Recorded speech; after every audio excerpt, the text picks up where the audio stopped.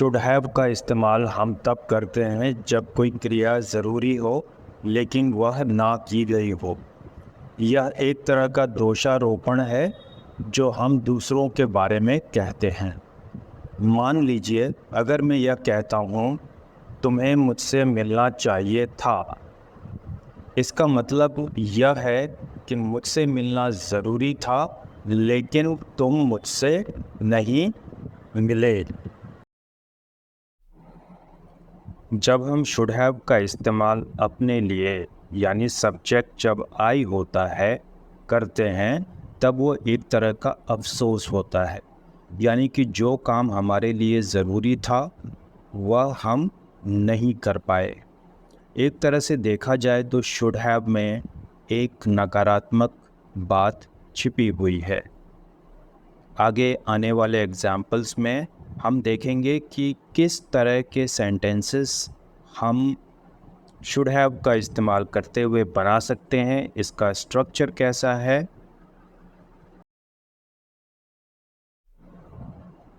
Should have का सिर्फ एक स्ट्रक्चर है सारे सब्जेक्ट्स के लिए, चाहे वो I you we they he she it, single name, more than one names, subject plus should have, and third form of verb which is also called past participle plus object or other words।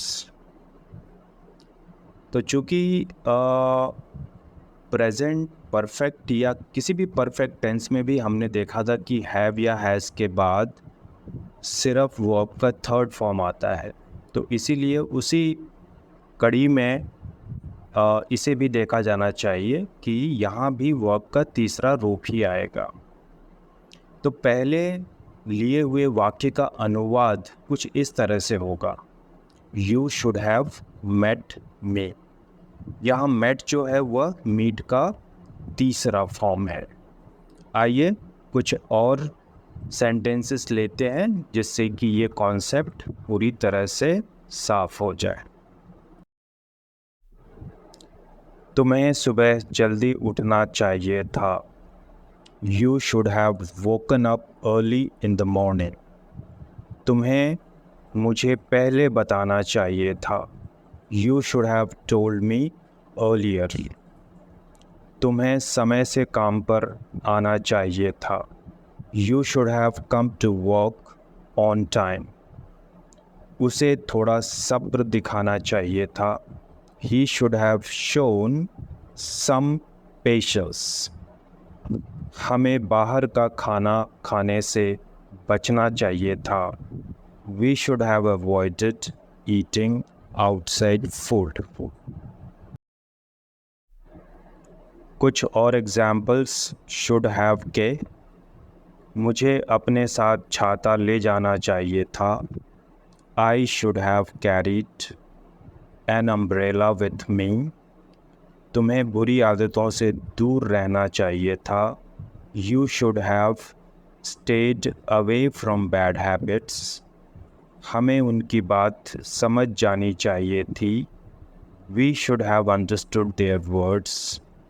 हमें station समय से पहुंचना चाहिए था, we should have reached the station on time। shouldn't have done, नहीं करना चाहिए था। shouldn't have का प्रयोग हम तब करते हैं जब वह क्रिया की गई हो जो ज़रूरी नहीं थी या जिससे बचा जाना चाहिए था। स्ट्रक्चर बिल्कुल should have जैसा ही है, सिर्फ should की जगह shouldn't आ जाएगा। तो subject plus shouldn't have plus verb 3 plus object और अदर वर्ड्स। आइए देखते हैं कुछ एग्जाम्पल्स जिससे कि shouldn't have का कॉन्सेप्ट हमारे लिए क्लियर हो जाए। तुम्हें यह गलती नहीं करनी चाहिए थी, you shouldn't have made this mistake। तुम्हें मुझसे बहस नहीं करनी चाहिए थी, you shouldn't have argued with me। उसे मुझसे दुर्व्यवहार नहीं करना चाहिए था, he shouldn't have ill-treated me। हमें अपना समय बर्बाद नहीं करना चाहिए था, we shouldn't have wasted our time. तो इस तरह हमने देखा कि कैसे हम शुड या शुडंट हैव का इस्तेमाल करके अपने वाक्य बना सकते हैं। इसका दैनिक जीवन में काफ़ी इस्तेमाल होता है, तो इसीलिए हमें इसका स्ट्रक्चर याद रखना चाहिए और इसका ज़्यादा से ज़्यादा अभ्यास करना चाहिए।